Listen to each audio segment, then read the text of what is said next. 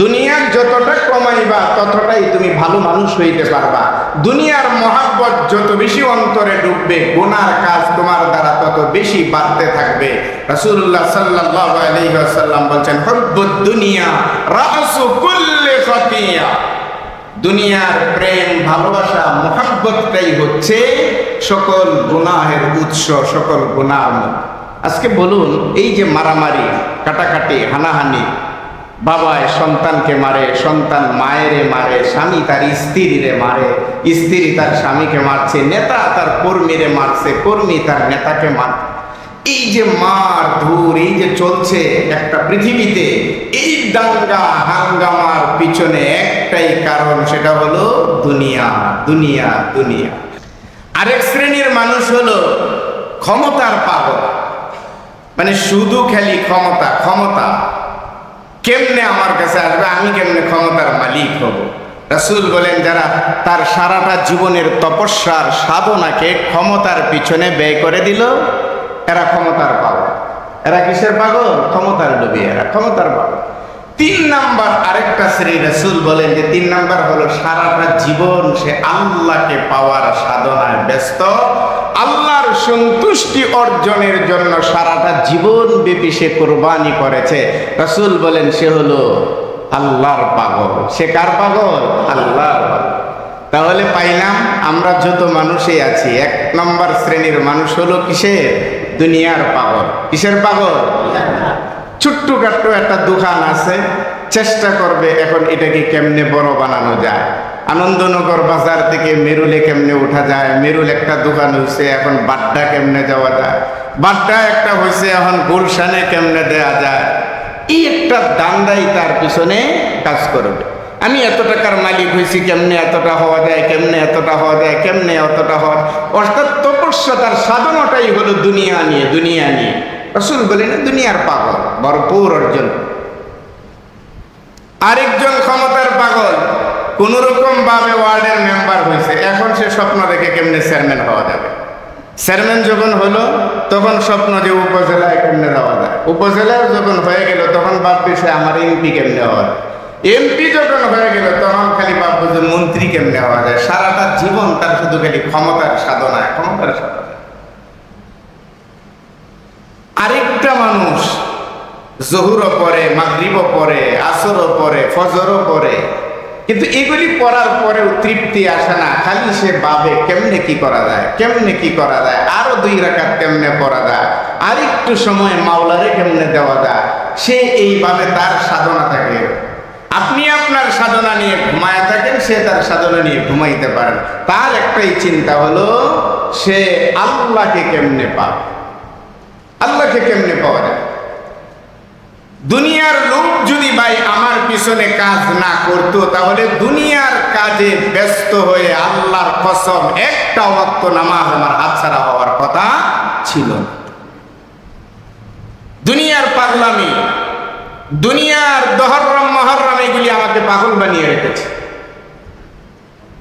এই জন্য আমার এই অবস্থাটা, জুমা যায়, আজান হয়, নামাজ যায়, সব যায়, আমি ব্যস্ত।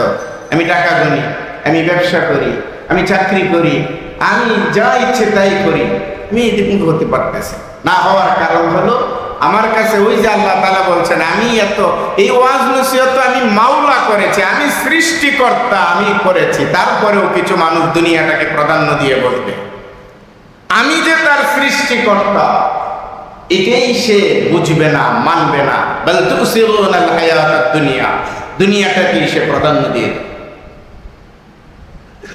দুনিয়ার হাত ডাকে সে চলবে সব সময়। রাসূল বলেছেন, উম্মতেরা রে আমার, দুনিয়া লোভী হইয়া সারাটা জীবন দুনিয়া যে তুমি কামায়ের করলা, লাভটা কি তোমার?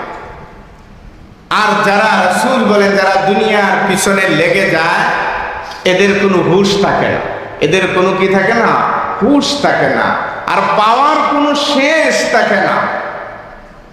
আল্লাহ রাব্বুল আলামিন বলেন, দুনিয়ার পিছনে সাধনাকারীরা, দুনিয়ার পিছনে মেহনতকারীরা, দুনিয়া পাওয়ার লোভীরা, এদের লোভও শেষ হবে না, এদের পাওয়াও শেষ হবে না।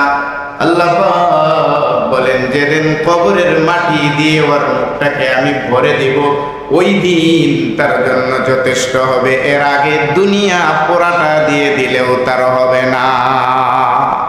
আল্লাহকুমুত তাকাসুর হাত্তা যুরতুমুল মাকাবির।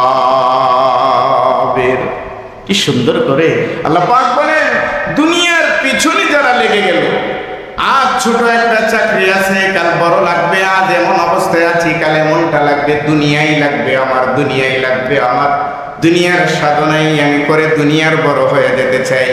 আল্লাহ রব্বুল আলামিন বলেন তার চাওয়া পাওয়া কোনোদিন শেষ হবে না। তার চাওয়া ওই দিন শেষ হবে যেই দিন কবরে শোয়ানোর পরে আপনজন তার মুখে মাটি দিবে। সূরা তাকাসুর, আলহাকুমুত তাকাসুর হাত্তা যুরতুমুল মাকাবির, কাল্লা সাউফা তা'লামুন সুম্মা কাল্লা সাউফা তা'লামুন। আল্লাহ পাক বলেন ওই দিন জানবা, সব জানবা ওই দিন। আমি যে কোরআনে কারীমের সহ সবগুলি কিতাবে কেন বলছিলাম যে দুনিয়ার পেছনে পয়রা আমি মাওলারে বইল। আল্লাহ রাসূল বলেন এই যে দুনিয়া দুনিয়া দুনিয়া দুনিয়া করতে করতে এক পর্যায়ে পুরাটা দুনিয়ার মালিকই সে হয়ে গেল।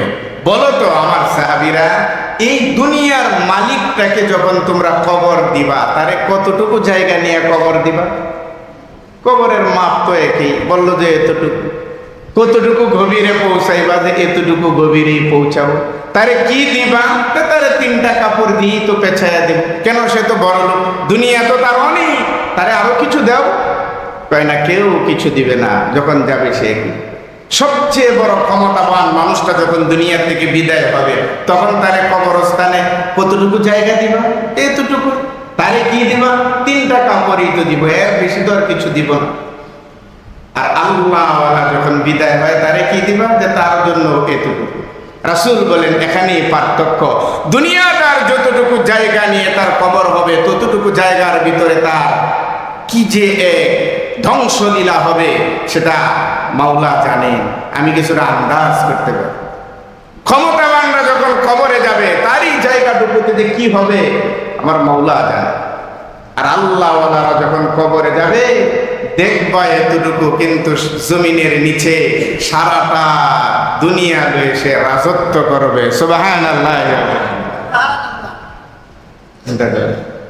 এই জন্য আল্লাহ রাসূল বলছেন যে দুনিয়ার পিছনে এত বেশি পড়ার দরকার নেই, দুনিয়ার পিছনে এত বেশি পড়িল না। দুনিয়ার যতটা কমাইবা, দুনিয়ার যতটা কমাইবা ততটাই তুমি ভালো মানুষ হইতে পারবা। দুনিয়ার মহাব্বত যত বেশি অন্তরে ডুববে, গুনার কাজ তোমার দ্বারা তত বেশি বাড়তে থাকবে। রাসূলুল্লাহ সাল্লাল্লাহু আলাইহি ওয়াসাল্লাম বলেন, হুব্বুদ দুনিয়া রাসু কুল্লি খাতিয়া। দুনিয়ার প্রেম, ভালোবাসা, মহাব্বতটাই হচ্ছে সকল গুনাহের উৎস, সকল গুনাহ।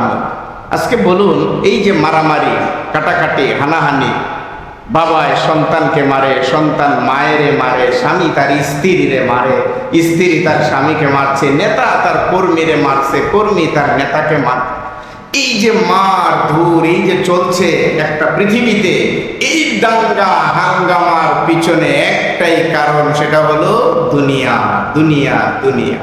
যারা দুনিয়ার এত পাগলামি করে না, দুনিয়া এতটা চায় না, তাদের ভিতরে এতটা মারামারি নেই। কোন এক আল্লাহর ওলি আরেক আল্লাহর ওলিরে দুইরা মারছে, একটা নজির বের করতে পারবে? একজন আল্লাহওয়ালা আরেকজন আল্লাহওয়ালার দিকে চোখ তুইলা তাকাইছে, এটা বের করতে পারবে? একজন আল্লাহওয়ালা আরেকজন আল্লাহওয়ালার বাড়ি দখল করছে, দেখাইতে পারবে? না। একজন পীর তার গদি রাইখা অন্য পীরের গদি সেটা নিয়ে কারাকারি করছে, পৃথিবীতে নজির নেই, কোন নজির নেই। কারণ কি? তারা দুনিয়ার প্রতি আকৃষ্ট না, তারা আকৃষ্ট হলো আখিরাতের লাইনে, যেখানে যারা রাজত্ব তারা করবে। হযরত হাসান বসরি রাহিমাহুমুল্লাহু তাআলা কিতাবের ভিতরে লেখছে একটি ঘটনা। হযরত হাসান বসরির কাছে আজরাইল আসছে। আমাদের অনেকের কাছে আসলেও কিন্তু আমরা টের পাই, আগে ভাগে বিদায় নিতে পারি। কারা এই মানুষগুলি? যারা আখিরাত। হাসান বসরির কাছে আজরাইল আসার পরে আজরাইল হাসান বসরির আওয়াজ শুনি বুঝলেন যে আজরাইল আসছে। তখন তার কাছে প্রশ্ন হলো, আমি চিনছি তুমি আজরাইল, তুমি যে আমার মৃত্যুর পরোয়ানা নিয়ে আসলা, আমি তো এখনো মরতে চাই না, কারণ না মরার কারণ হলো আমার আপত্তি, আমার এখনো স্বপ্ন আল্লাহ পূরণ করেন নাই। আরে আশ্চর্য বিষয়, আপনার আবার কিসের স্বপ্ন? আর আপনার স্বপ্ন পূরণ হইলে আজরাইল আসবে এই পৃথিবীতে, এটা কে বলছে? সময় হয়েছে। হাসান বসরি বলে যে যতগুলি সহিফা নাজিল করেছেন, যতগুলি কিতাব আল্লাহ পাক নাজিল করেছেন, সেই জায়গায় আল্লাহ পাক বলছেন দুনিয়ায় মত্ত হইলে তার সর্বনাশ, আর দুনিয়া চাইলে আল্লাহরে চাইলে আল্লাহ তার হয়ে যায়। আমি যে আমার সারাটা জীবনকালী বললাম মাওলারে আমি তোমার গোলাম, আমি তোমার বান্দা, এই কথা বলে বলে আমি আমার ইবাদতে দিন কাটাইলাম, রাত্র কাটাইলাম, কিন্তু আমার মাওলা তো একবারও আমারে বললো না যে হাসান বসরি সত্যিই তুই আমার বান্দা। তো আমার মাওলা যতক্ষণ আমারে বান্দা না বলবে ততক্ষণ পর্যন্ত আমি মরতে চাই না, আমারে সময় দাও। কি আজীব!